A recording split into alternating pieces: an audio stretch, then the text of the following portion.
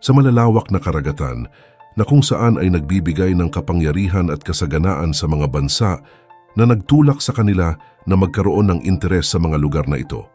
Kamakailan, nagkaroon ng mga alingas-ngas tulad ng nangyari sa Indian Ocean dahil sa mga plano ng China na magtayo ng mas malawakang impluensya at kontrol sa mga lugar na ito. Subalit, hindi nagpapahuli ang India na nagpapatupad ng mga hakbang upang pigilan ang anumang pagpapalaganap ng China sa kanilang teritoryo. Gayunpaman ay naisahan ng India ang mga hakbang na ito ng China at nakamit nila ang suporta at proteksyon laban sa panghihimasok nito sa kanilang teritoryo. Hindi nakapagpigil at sumabog ng galit ang bansang China. Ano nga ba ang mga hakbang na ginawa ng China upang sakupin ang teritoryong ito? At paano naisahan ng India ang bansang China? Yan ang ating aalamin. Naging alanganin ang sitwasyon sa Pakistan, Sri Lanka, Bangladesh at maging sa Maldives dahil sa mga malalaking proyektong konstruksyon doon. Sa mga bansang ito, karaniwang nangyayari ang malalaking proyektong konstruksyon na pinunduhan o suportado ng ibang mga bansa o malalaking korporasyon. Halimbawa na lamang ay ang China's Belt and Road Initiative, BRI, na nag-financed ng maraming infrastructure projects sa rehiyon, na nagdulot ng malaking utang at naging sanhi ng pag-aalala sa posibleng pagkawala ng soberanya o kontrol sa lokal na ekonomiya. Nagpapalakas din ang India sa kanilang pakikilahok sa isang grupo na may 3 bansa, kasama ang US, Australia at Japan, na nagpapakita ng kanilang determinasyon na palakasin ang kanilang posisyon sa pandaigdigang entablado. Alam ng nakararami kung paano nagsimula ang China sa isang proyektong tinatawag na Belt and Road Initiative, BRI, na isang ambisyosong plano para sa kalakalan sa buong mundo na naglalayong palawakin ang impluensya at presensya ng China sa internasyonal na komunidad. Noong una, ginamit ng China ang BRI upang lalong mapalakas ang kanilang relasyon sa mga bansang may mahihinang ekonomiya tulad ng Djibouti, Sri Lanka, Myanmar at Pakistan, na tila isang hakbang upang ilaban ang impluensya at kapangyarihan nila sa India at sa rehiyon. Ginamit din ng China ang malaking pera sa pagtatayo ng mga oil refineries, mabilis na internet cables, rails ng tren at kahit mga pipeline para sa gas para gawing alternatibong ruta ng kalakalan sa paligid ng India.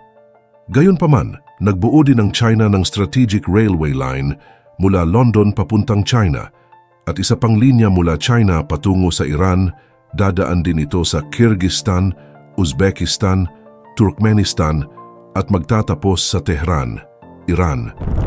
Ito ang paraan kung paano literal na nagtatayo ang China ng sariling ruta ng kalakalan para maging isang ekonomikong superpower. Sa proseso na ito, ang layunin ng China ay ang pag-angkin ng militar at ekonomikong kapangyarihan laban sa United States sa pamamagitan ng pagpalibot sa kanilang mga kalaban tulad ng bansang India. Ang katanungan dito ay kung paano haharapin ng India ang mga epekto ng seguridad mula sa Belt and Road Initiative ng China.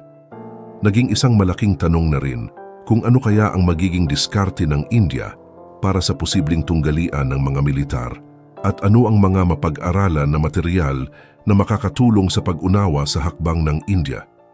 Ayon kay Alfred Thayer Mahan na isang historian, ang Indian Ocean ay magiging sentro ng kapangyarihan sa Asya para sa sinumang may kontrol nito sa rehiyon. Kaya mahalaga ang Indian Ocean sa usapin ng geopolitika dahil dito nagmumula ang kapangyarihan at impluensya sa buong Asya.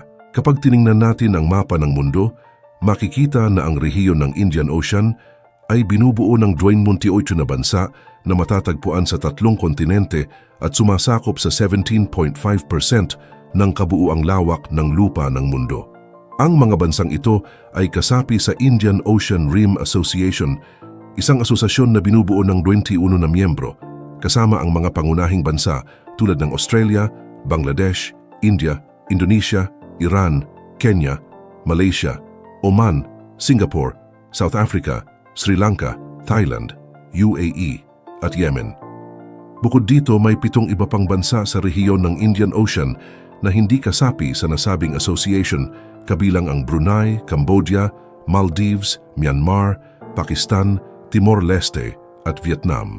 Ang rehiyon na ito ay tahanan ng higit sa 35% ng populasyon ng mundo, na may humigit kumulang na 2.6 bilyong tao. Isa na rito ay makikita natin na kung saan ang rehiyon ng Indian Ocean ay naglalaman ng ilan sa pinakamabilis na lumalagong mga bansa sa buong mundo. Pangalawa ay hindi rin maaring balewalain ang katotohanan na ito rin ay isa sa pinaka-estratehikong mga rehiyon sa mundo na kung saan ang mga international trade ay nagaganap. Kumbaga, dito sa Indian Ocean, talagang nagkukrus ang mga landas ng kalakalang pandaigdig. Ang Indian Ocean ay mahalagang koneksyon sa pandaigdigang ekonomiya na nag-uugnay sa North Atlantic at Asia Pacific. Isa pa, dito rin matatagpuan ang mga pangunahing ruta sa dagat na nagdudugtong sa Middle East, Africa at Southeast Asia patungong Europe at Amerika. Pero kung alam ng lahat na ang nakakagulat rito ay araw-araw, 80% ng world trade sa langis na nasa dagat ay dumadaloy lamang sa tatlong makitid na daanan sa Indian Ocean, talagang kahanga-hanga. Mayroong tatlong mahahalagang daanan sa Indian Ocean. Ito ay ang Strait of Hormuz, ang Strait of Malacca at ang Bab el-Mandeb. Tinatawag natin ang mga ito na mga choke points dahil kung sakaling mayroong pagpigil dito, ay maaring huminto ang karamihan sa world trade. Sa madaling salita, kapag naputol ang mga daanang ito, maaapektuhan ang galaw ng mga kalakal sa maraming lugar. Ang Strait of Hormuz ay isang daanang papunta sa Persian Gulf at sa Gulf of Oman. Ang Strait of Malacca, sa kabilang banda, ay nasa pagitan ng Malay Peninsula at ng Indian Ocean Island ng Sumatra. At ang Bab el-Mandeb naman ay nag-uugnay sa Yemen at sa Arabian Peninsula, Djibouti at Eritrea sa Horn of Africa. Malaki ang kanilang papel sa pagpapanatili ng daloy ng kalakal, kaya mahalaga talaga ang kanilang pag-unawa. Sa layuning magtamo ng dominasyon sa mga mahahalagang daanan tulad ng Strait of Hormuz, ang China ay nagtayo ng Gwadar Port sa Pakistan sa ilalim ng isang 40 years lease.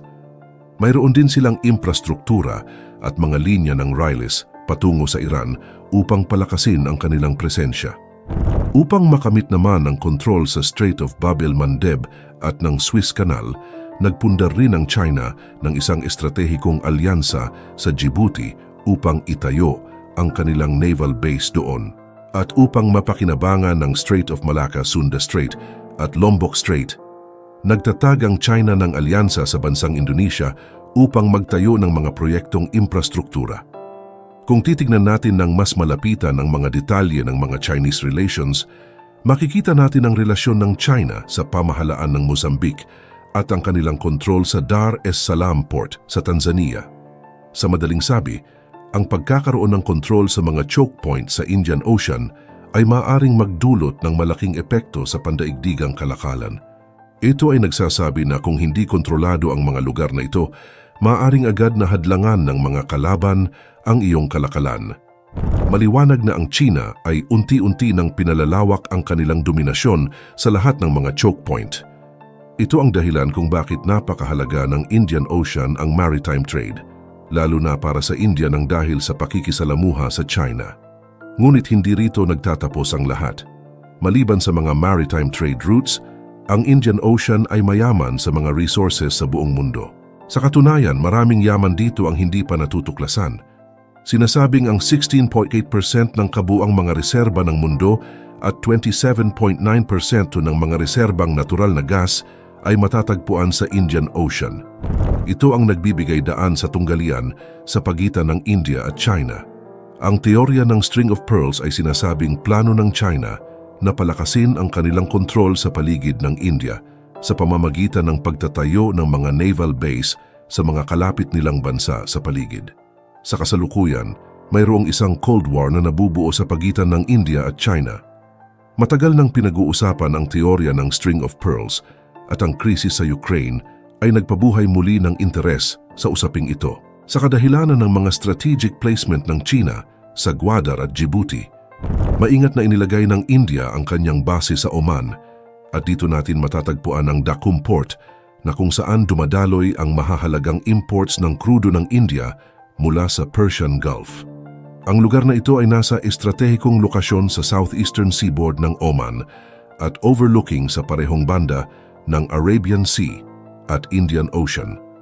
Bukod dito, ito rin ay nahahati sa mahahalagang daanan ng dagat sa Arabian Sea at Gulf of Eden. Sa kabuuan nito, nagalit ang China dahil sa pag-iwas ng India sa kanilang mga hakbang sa Indian Ocean, lalo na sa pamamagitan ng pakikilahok sa Quad at pagpapalakas ng relasyon sa mga kaalyansa sa rehiyon. Ito ay nagpapakita ng pagtutol ng India sa ambisyon ng China na maging pangunahing magkokontrol sa rehiyon na maaring magsanhi ng pagtaas ng tensyon sa pagitan ng dalawang bansa. Sa huli, ang sitwasyon sa Indian Ocean ay nagpapakita ng mas malalim na tunggalian sa pagitan ng China at India na nagdadala ng malaking banta at pagbabago sa geopolitika ng rehiyon. Ang pagpapalakas ng China sa Indian Ocean ay nagtutulak sa India na kumilos upang protektahan ang kanilang mga interes at kontrahin ang lumalaking impluensya ng China sa rehiyon. Sa iyong palagay, ano kaya ang posibleng epekto ng galit ng China dahil sa pag-iwas ng India sa kanilang mga hakbang sa Indian Ocean? Isusuko na nga ba ng China ang pananakop sa lugar na ito o patuloy na lang ba ang walang tigil na paglaban ng mga karapatan ng India laban sa mga susunod na plano ng China? I-comment mo naman ito sa ibaba at huwag kalimutang i-share at i-like. Maraming salamat.